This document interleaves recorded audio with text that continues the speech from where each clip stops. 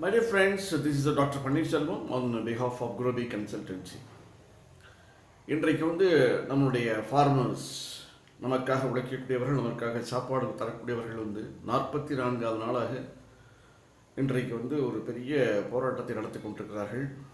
41 சங்கங்கள், 2 கோடி மக்கள் இதற்காக பண்ணிட்டு இருக்கிறாங்க. நம்ம இந்தியா இது agriculture economy. India lives in villages. Majority of the people are farmers. But இன்றைக்கி மேனுஃபேக்சரிங் செக்டார் அப்படின்னு சொல்லி பார்க்கல, எல்லா செக்டார்லேயும் அதில் ப்ரொடக்ஷன் பண்ணக்கூடிய அத்தனை செக்டார் டெவலப் ஆகிட்டே வருது. அதோடு மட்டும் இல்லை, ட்ரேடிங், சர்வீசஸ் எல்லாம் beyond the limit, beyond the reach போயிட்டுருக்காங்க. இன்னும் கொஞ்சம் நீங்கள் டீப்பாக திங்க் பண்ணோம் அப்படின்னா, மார்க்கெட்டிங் ஸ்ட்ரக்சர் அப்படின்னு சொல்லி டிஃபைன் பண்ணல, ஒரு தியரட்டிக்கலாக பண்ணல என்ன பண்ணாங்க அப்படின்னா, பர்ஃபெக்ட் காம்படிஷன் அப்படின்னு ஆரம்பித்தாங்க. பர்ஃபெக்ட்னா it's all everything is perfect. Like government ஒரு எலக்ட்ரிசிட்டிஸை கொடுக்குறாங்க, வாட்டர் கொடுக்குறாங்க. So every thing is perfectly defined. அது ஒரு கவர்மெண்ட்டால் தான் பண்ண முடியும், ஆர் டிஃபைன்டு மார்க்கெட்டால் தான் பண்ண முடியும்.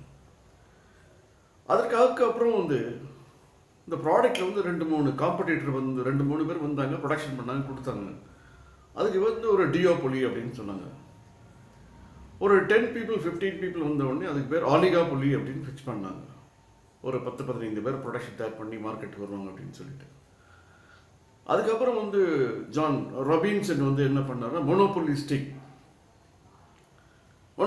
அப்படின்னா there are many producers, there are many manufacturers. அவங்க மார்க்கெட்டுக்குள்ளே வருவாங்க. அப்போ ஃப்ரீ என்ட்ரி, ஃப்ரீ எக்ஸிட். இன்றைக்கு ஃபார்ம் பில், அதாவது இன்னைக்கு கொடுக்கப்பட்டிருக்கிற மசோதா, விவசாய மசோதாவில், வேளாண்மை மசோதாவில் முதல் வந்திருக்கிறது என்னென்னா, அது சொல்லப்படுகின்ற முதல் கருத்து என்னென்னா, ஃப்ரீ என்ட்ரி, ஃப்ரீ எக்ஸிட். அவர் இந்த மண்டியோ மிடில் ஏஜென்ட்டோ விட்டு தாண்டி வெளியே போகலாம். இதற்கு ஏன் நம்ம தடையாக இருக்கக்கூடிய நிலைமையை திங்க் பண்ணுறோம், அல்லது நல்லதோ கெட்டதோ, அதை நம்மளுடைய பேரியரை தாண்டி வெளியில் போஇருக்கக்கூடிய அளவிற்கு இண்டஸ்ட்ரீஸ் போயிடுச்சு. அதுக்கப்புறம் டெக்ஸ்டைல் போயிடுச்சு, ஆல்மோஸ்ட் கெமிக்கல் ஃபேக்ட்ரி, எல்லா ப்ராடக்ட்டும் அந்த அளவுக்கு வெளியே போகலை. இது மட்டும் போகாமல் ஏன் இருக்குது அப்படின்னு சொல்ல வந்தோம்னா, அதுக்குன்னு it is a perishable commodity. அப்போ அது ஒரு பர்டிகுலர் மார்க்கெட்டுக்குள்ளே தான் வரும். அந்த மார்க்கெட்டுக்கு மண்டியாக இருக்கும். மண்டிக்குள்ளே ஒரு லைசன்ஸ் ஹோல்டர் இருப்பாங்க, அவங்கள்ட்ட தான் ப்ராடக்ட் விற்கணும், அவங்க ப்ரைஸ் வாங்கிட்டு. இது ஒரு ட்ரெடிஷ்னலாக கன்வென்ஷனல் நம்மளால் போயிட்டே இருக்குது. அதற்கான டேக்ஸு மற்றதெல்லாம் ஸ்டேட்டுக்கு ஒரு ரெவன்யூ கிடச்சிட்டு இருக்குது. பட் இப்போ இந்த இனிமேல் வரக்கூடிய இதெல்லாம் கவனிக்க வேண்டியது இனிமேல் வரக்கூடிய யூத் தான். Whether is agri qualified youth or literate youth. இப்போ இவங்கெல்லாம் வரையில் அது அதுக்கு ஒரு புது பரிணாமம் ஏற்படும். ஒரு ஐடியில் வேலை பார்க்குறவருக்கு இருக்கக்கூடிய ஒரு டிக்னிஃபிகேஷன் அவருக்கு வரணும். ஒரு ஆஃபீஸ் ஸ்ட்ரக்சர். இப்போ என்னுடைய பையன் கலெக்டராக விரும்பணும், ஒரு ஃபேனு கீழே வேலை பார்க்கணும், அல்லது ஒரு ஐடியில் ஒரு ஆஃபீஸில் வேலை பார்க்கணும், அல்லது ஒரு பேங்க்கில் வேலை பார்க்கணுங்கிற மாதிரி ஒரு விவசாயியுடைய மகன் தன்னுடைய மகன் விவசாயம் வர வேண்டுங்கிற எண்ணத்தை உடைஞ்சு போனதுக்கு காரணம், விவசாயத்தில் வளர்ச்சி இல்லை, உயர்வு இல்லை, மரியாதை இல்லை, மதிப்பு இல்லைங்கிற மாதிரி ஒரு எண்ணங்களை ஏற்படுத்தியதுனால் அவரை வைத்து தான் நான் சாப்பிட முடியும். 75 விழுக்காடு 70 விழுக்காடு 63 விழுக்காடாக குறைந்து கொண்டு வருகின்ற பொழுது அவர்களுடைய உழைப்பினால தான் அவங்க கையில் மண்ணை தொட்டால் தான் நம்மளுடைய வாயில் உணவு போக முடியும், சாப்பிட முடியும். அந்த மாதிரி அளவில் இருக்கிறோம். இருந்தாலும் அந்த துறை அந்த இது ஏதோ இன்னொருத்தங்க சப்போர்ட் பண்ண வேண்டிய நிலைமையிலே இன்னும் போயிட்டே இருக்குது. மினிமம் சப்போர்ட் ப்ரைஸ் வேணும். இன்றைக்கு கொடுக்கப்பட்ட இந்த ஃபார்ம் லாஸ் என்ன அப்படின்னா, number 1 free entry and free exit. அவங்களுடைய ப்ராடக்டை வாங்கியாச்சு அப்படின்னா 2/3 ப்ராடக்ட் பேமெண்ட் இம்மிடியட்டாக ரெசிப்டோட கொடுத்தாகணும். இந்த இன்னொரு 1/3 பேமெண்ட் ஒரு 30 days கம்பல்சரி அவங்களுக்கு போய் சேர்ந்தாகணும். எசென்ஷியல் கமாடிட்டிஸுங்கிற லிஸ்ட்டில் ப்ராடக்ட் எல்லாம் தூக்கி விட்டாங்க. அப்படின்னா என்ன, நீங்கள் எப்போ உங்களுக்கு பெஸ்ட்டு ப்ரைஸ் கிடைக்குதோ அது வரைக்கும் வச்சுக்கலாம். அதில் pulses, cereals, oil seeds, onion, potato, இதெல்லாத்தையும் அந்த லிஸ்ட்டில் தூக்கியாச்சு. அப்போ இந்த பொருட்களை எல்லாம் நீங்கள் எப்பொழுது இப்போ எனக்கு ப்ரைஸ் கிடைக்கல அப்படிங்கிற மாதிரி இருக்கையில் அது அழுகி போகக்கூடிய நிலைமையில் நீங்கள் போய் தூர எரிய வேண்டாம். சார் நான் தூரி எரியலை, அப்போ நான் ப்ரொக்யூர் பண்ணணும். ஓகே, ப்ரொக்யூர் பண்ணுறதுக்கு நீங்கள் ஃபார்மர் ப்ரொடியூசர் ஆர்கனைசேஷன் ஒன்று எஃபிஓ ஒன்று ஃபார்ம் பண்ணியிருக்கிறோம். அதுக்கு இன்ஃப்ராஸ்ட்ரக்சருக்காக ஃபண்டிங் கிடைக்கும். அப்போ ப்ரொக்யூர் பண்ணிக்கலாம். ஸோ ப்ரொக்யூர் பண்ணதை வந்து நீங்கள் ரீசேல் பண்ண போகிறீங்களா இல்லை ப்ராசஸ் பண்ண போகிறீங்களா? பட் இந்த மாதிரியான ப்ராசஸை ஆர்பிஓ இது உங்களுடைய ஃபார்மர் ப்ரொடியூசர் ஆர்கனைசேஷன் பண்ணாமல் என்னுடைய ப்ராடக்ட்டை வந்து நான் வந்து என்னுடைய ஸ்டேட்டுக்குள்ளே இல்லாமல் அடுத்த ஸ்டேட் போகையில் நான் வந்து சென்ட்ரலுடைய கவனத்துக்கு வந்துடுவேன், யூனியன் கவர்மெண்ட்டுடைய. இப்போ வந்து அது உடைக்கப்பட்டிருக்குது. நான் ஸ்டேட்டில் இல்லை, டிஜிட்டலில் கூட நான் வந்து எனி ஸ்டேட் கூட நான் வந்து ட்ரேட் பண்ண முடியும். நாட் ஓன்லி என்னுடைய ஹோம் ஸ்டேட் மட்டும் இல்லை, அடுத்த ஸ்டேட்லேயும் பண்ண முடியும், எக்ஸ்போர்ட் பண்ண முடியும். நான் ப்ராசஸ் பண்ணலை, எனக்கு வந்து ஃப்ரீ என்ட்ரி ஃப்ரீ எக்ஸிட் இருக்குது, டேக்ஸிஸ் எல்லாம் உடஞ்சிச்சு, யார் வேணாலும் வரலாம் போகலாம். அப்போ நான் வந்து எனக்கு பிரியத்திற்கு நான் வந்து மார்க்கெட் கூட நான் ஒரு பையர் கூட, பெரிய ஒரு கார்பரேட் பையர் கூட நான் அக்ரிமெண்ட் போடுறேன்.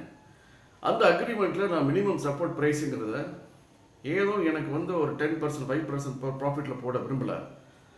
எனக்கு ஆவரேஜாக நடந்தக்கூடிய என்னுடைய காஸ்ட் ஆஃப் ப்ரொடக்ஷன், என்னுடைய மற்ற ஓவர் ஹெட் எக்ஸ்பென்ஸ் எல்லாம் சேர்ந்து இந்த காசு வரணும்னு எதிர்பார்க்குறேன். There is a dialogue, there is an understanding. அதை பேஸ் பண்ணி நான் ஒரு அக்ரிமெண்ட் போடுறேன். In consultation of the district authority, maybe the district collector. ஏன்னா நாளைக்கு டிஸ்பியூட் வந்தாலும் அந்த டிஸ்ட்ரிக்ட் கலெக்டர் வச்சு பண்ண முடியும். இவளெல்லாம் கேட்பதற்கு நல்லா இதாக இருக்குது. இருந்தாலும் இதை வந்து நம்ம வந்து ஒரு கிரீன் ரெவல்யூஷன் வரையில், ஒயிட் ரெவல்யூஷன் வரையில் என்ன விதமான ரெசிஸ்டன்ஸ் வந்துச்சோ அல்லது மல்டிபிள் கிராப் ரொட்டேஷன்ஸ் வரை என்ன வந்துச்சோ அதெல்லாம் இப்போ வந்துட்டு இருக்குது. அதோட மட்டும் இல்லை, இந்த பார்ட்டிசிபேட்டரி அப்ரோச்சே இதில் வந்து இல்லாதனால people they don't understand the gravity. ஏன்னா பாவம் வந்து அவங்க வந்து உழுது அந்த உழைப்பிலே வாழ்ந்து கொண்டிருக்கிற மக்கள் வந்து தன்னை விட்டு அந்த நிலம் போயிடுமோ, தனக்குரிய விலை கிடைக்காம போயிடுமோ, இதுதான் நான் ஆதரவாக வாழ்ந்துக்கிட்டு இருக்கிறேன். அதுவும் பஞ்சாப் ஹரியானால இதுதான் எங்களுடைய உயிர், சோலுக்கு அடுத்து இதுதான் வச்சுருக்கோம், இது இங்கே பறிவிடுமோங்கிற ஒரு பயம் இதெல்லாம் உண்டு. அது காரணம் வந்து சேஃப்டி இல்லை, செக்யூரிட்டி இல்லை. அவங்களுக்கு வந்து பென்ஷன் உண்டா? இந்த மாதம் அல்லது இந்த வருடங்கள் நல்ல மழை பெய்தது, ஒரு 20 லட்சம் 30 லட்சம் வந்துச்சு. மழை வரல, வருமா? மழை வரல அல்லது இரிகேஷன் கிடைக்கல அல்லது என்னுடைய இது ஒரு செமின்லேயோ ஏதோ வந்து என்னுடைய கிராப்பெல்லாம் லாஸ் ஆகிடுச்சு, அதுக்கு வரக்கூடிய இன்சூரன்ஸ் ஏதோ சம் பர்சன்டேஜ் தான் வரும். நான் இப்போ இன்வெஸ்ட்மெண்ட் பண்ணிலாம் போயிடும். ஒரு மழை பெஞ்சுன்னா நீங்கள் டிவியில் பார்த்தீங்கன்னா 10 20 30 40 விவசாயிகளுடைய கதறல் தான் பார்க்க முடியுது. வீடு போயிடுது, நிலம் போயிடுது, வாழை உடைஞ்சிடுது, காட்டன் போயிடுது, எதுவும் கிடைக்கல. எப்பயுமே ஃப்ளக்சுவேஷன் தான், பதட்டத்தில் தான் வாழ்ந்துகிட்டு இருக்காங்க அந்த விவசாயிகள். இவர்களுக்காக போடப்பட்ட 3 அம்சங்களும் அருமையாகத்தான் இருந்தாலும் அவைகள் வந்து ஒரு ஸ்பூன் ஃபீடிங்காக இருக்கே தவிர அவங்களுக்கு லைஃப் ஃபீடிங்காக என்ன மாதிரியான சட்டங்கள் கொண்டு வந்துருக்கணும், படிப்படியாக தான் கொண்டு போக முடியும். முதலாவது பேசிக்காக அவங்களுக்கு செக்யூரிட்டி சேஃப்டி இல்லாமலேயே அவங்க வாழ்ந்துகிட்டு இருக்காங்க.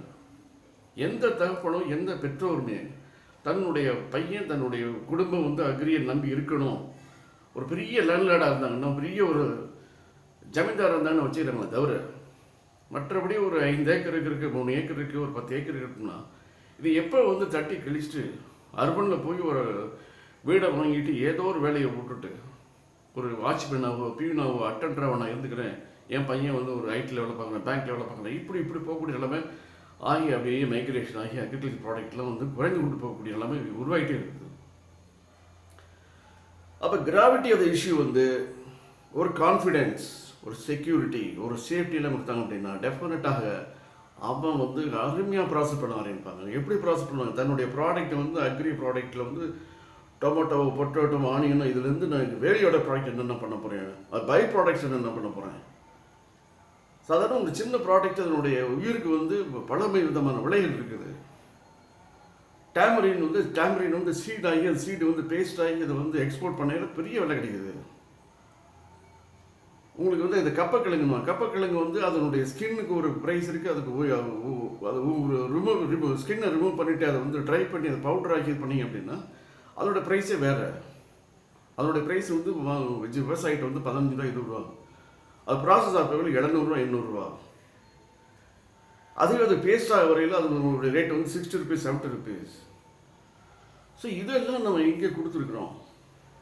அதை வந்து யாரோ ஒருத்தர் வாங்கி யாரோ ஒன்று பண்ணுற மாதிரி இருக்கிறதுனால ஒரு விவசாய குடும்பத்தில் ஒரு பிஎஸ்சி அக்ரி வராரு, எம்எஸ்சி அக்ரி வராரு, அவங்களுக்கு அந்த விதமான பயிற்சி கொடுக்கப்பட்டு அவர் வந்து ஒரு ஆஃபீஸை பில்டப் பண்ணுறாரு, அங்கே உள்ள எம்ப்ளாயி யூனிஃபார்மோட வர்றான், நான் வந்து I am an agri person, I am making a jam, I am making pickles, I am making this kind of a value-added products.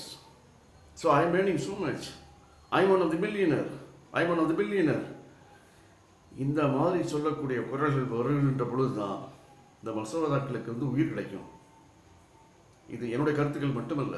நீங்கள் வந்து ஒரு எக்கனாமிக்ஸ்லேருந்து ஸ்டார்ட் பண்ணீங்க அப்படின்னா ஆடம் ஸ்மித், ஆல்ஃப்ரட் மார்ஷல், இப்போ இருக்கக்கூடிய எக்கனாமிஸ்ட் வரைக்கும், கெய்னீஷியன்ஸ் வரைக்கும் ஒவ்வொருத்தரும் நீங்கள் புரட்டி பார்த்தீங்க அப்படின்னா இந்த வேல்யூ ஒரு ஸ்டேஜுக்கு அப்புறம் என்ன பண்ணுவாங்கன்னா ஒரு இதுக்கு அதுக்கப்புறம் ஒரு எக்ஸாஸ்டேஷன் வரையில் திருப்பி again how it has to process, how it is to properly developed அப்படின்னு வரக்கூடிய ஒரு நிலைமை வரையில் அங்கே வந்து நம்ம வந்து எல்லா செக்டரும் கொண்டு போயிட்டோம்.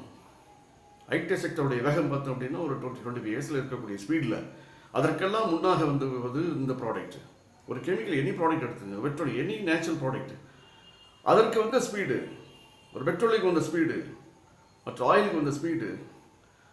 பட் இந்த அக்ரி பேசக்கூடிய ப்ராடக்ட்டுக்கு அப்படியே செதறி போய் அதே போல் ஒரு ஃபார்மரை வந்து ஒரு ஷேர் ஹோல்டரை கொண்டு வரதுக்கு நான் வந்து அவருக்கு நிறைய எஜுகேட் பண்ண வேண்டியிருக்கு. ஃபார்மர் ப்ரொடியூசர் ஆர்கனைசேஷன் அவருக்கு எந்த வகையிலலாம் பயன்படும், எந்த வகையில் தன்னுடைய நிலைமையை உயர்த்தி காட்ட முன்னாடி பின்னாடி பெண்ண நீ என்னவாக இருக்கிறா, என்னவாக வர முடியும், அது ஃபிசிக்கலாக, குவாலிட்டேட்டிவாக, குவான்டிடேட்டிவாக சொல்லி வரையில தான் இன்றைக்கு இருக்கிற 2 கோடி மக்கள் வந்து 44 நான்களாக பட்டியம் இருந்து கொண்டு 41 சங்கங்களோடு போராடி கொண்டிருக்கின்ற 8வது பேச்சும் முடிவடைந்திருக்கிறது என்றால் அந்த முறிவிற்கு காரணம் வந்து சரியான லிட்ரஸி, இந்த ஃபார்மருக்கு போக வேண்டிய லிட்ரஸி. நான் கல்வி தகுதி சொல்லவில்லை, நீங்கள் சொல்லக்கூடிய அந்த ஃபார்மர் லிட்ரஸி என்ன சொல்ல வர்றோம் அந்த லாவில், இதற்கு முன்னாடி என்ன நடந்து கொண்டிருக்கிறது, என்ன நடக்கப் போகிறது. ஒரு எக்ஸ்போர்ட் பண்ணுறாரு, அவர் வந்து ஒரு கோகனட்டை பண்ணுறாரு, இந்த கோகனட்டினுடைய விலை இங்கே வந்து 10 ரூபா, அது போகையில் 25 ரூபா கிடைக்குது. அந்த 15 ரூபா வந்து additional product because of the export, because of the broadening the மார்க்கெட்டுங்கிறது பெரிய வீடானது.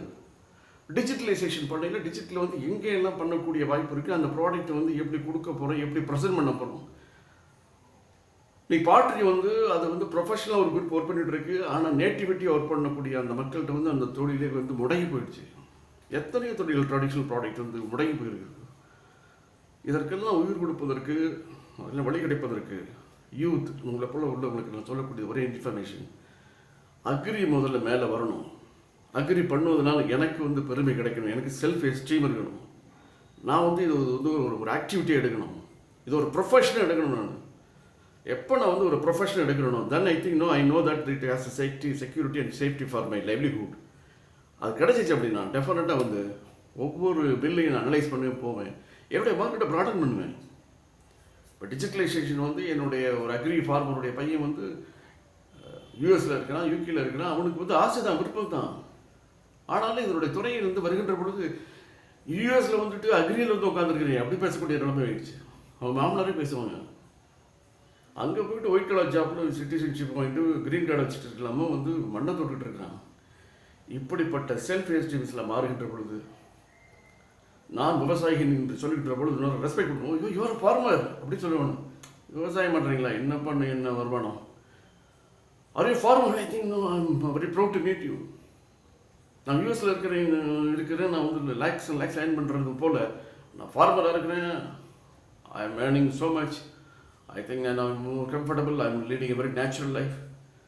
ஸோ இந்த வார்த்தைகள் வருகின்ற பொழுது கண்டிப்பாக விவசாயினுடைய நிலைமைகள் மாறும், அவனுடைய தேவைகள் மாறும், அவன் உயரக்கூடிய வாழ்க்கை முறையும். அதோடு மட்டும் இல்லை, இந்தியா போன்ற நாடுகளில் வந்து அவனுக்கு வந்து நான் வந்து கொடி கட்டி அவனை வாழ்த்த வேண்டுமே தவிர அவருடைய வறுமையிலே இன்னும் அவர் வாழ்ந்து கொண்டிருக்கிறார் என்றால் அதற்கெல்லாம் காரணம் அவர் கொடுக்கின்ற சாப்பிட்டு கொண்டு நாம் அவரை வறுமையிலே வைத்திருப்பது நியாயமே கிடையாது. சிந்தியுங்கள், அவர்களை உயர்த்துவதற்கு நாம் பாடுபடுவோம், வழிபடுவோம். நன்றி.